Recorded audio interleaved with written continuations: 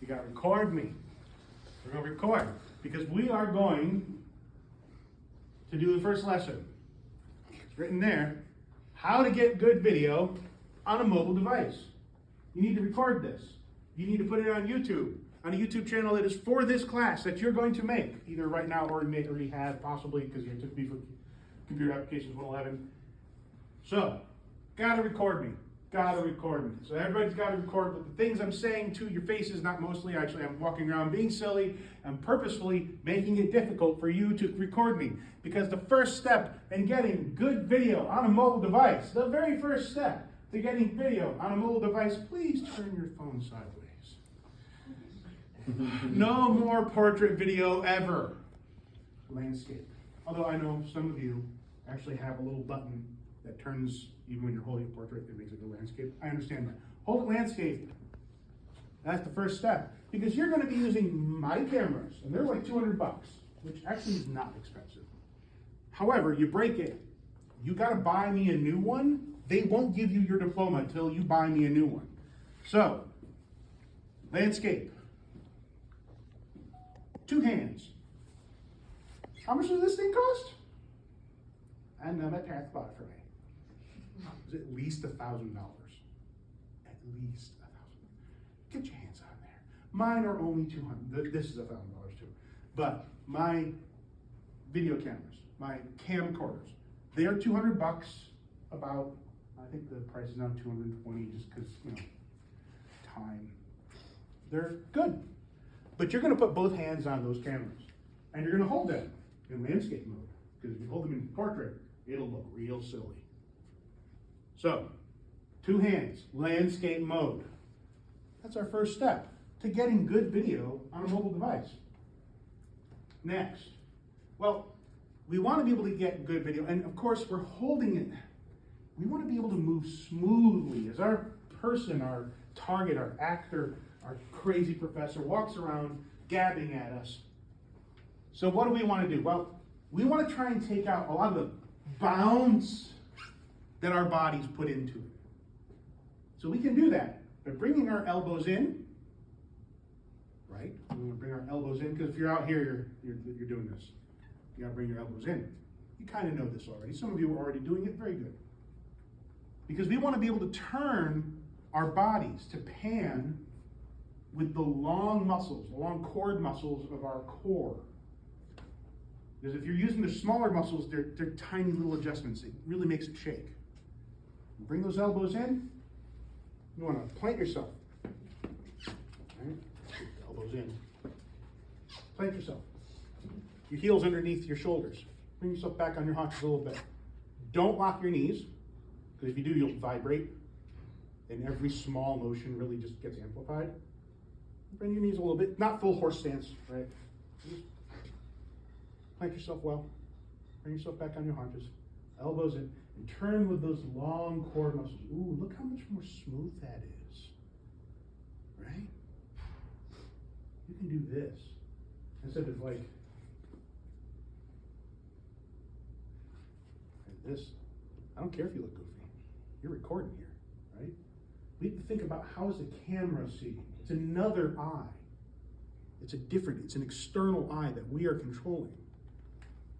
Now on top of that, when you have a subject, like me, who's moving around, saying things loudly. Uh-oh, ran out of space. Oh no. Saying things loudly, we got to keep that subject in the center of the frame on our cameras. Got to keep it in the center of the frame, because that center of the frame, that middle of what you're looking at, that middle part, that's where the focus is the best on these cameras, on these lenses, on the ones that you're looking at me with. They're circular, just like your eye. And because of that, the edges of the frames are bent and distorted.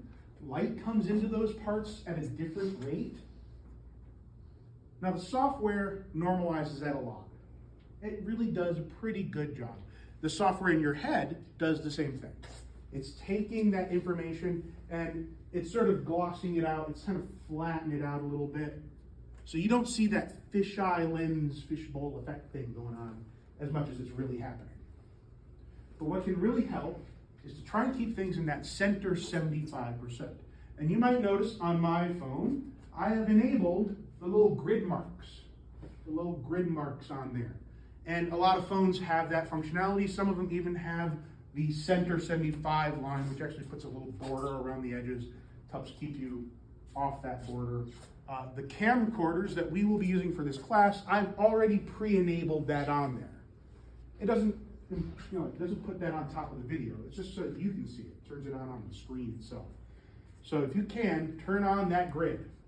That will really, really help you get better video. Keeping somebody in that center 75%. Keep them out of the borders. Okay, I'll turn that back around. There we go. This way. All right. Okay.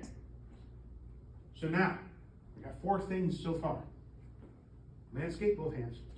Bring those elbows in. Let's stand nice. Center 75. Last one is this.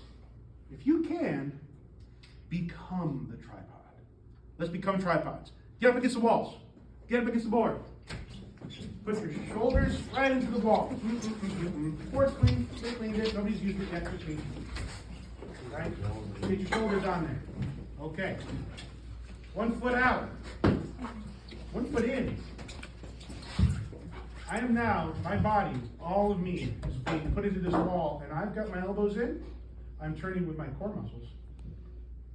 And that's just nicely separated from it. The video will come out very smooth right now. You'll be panning.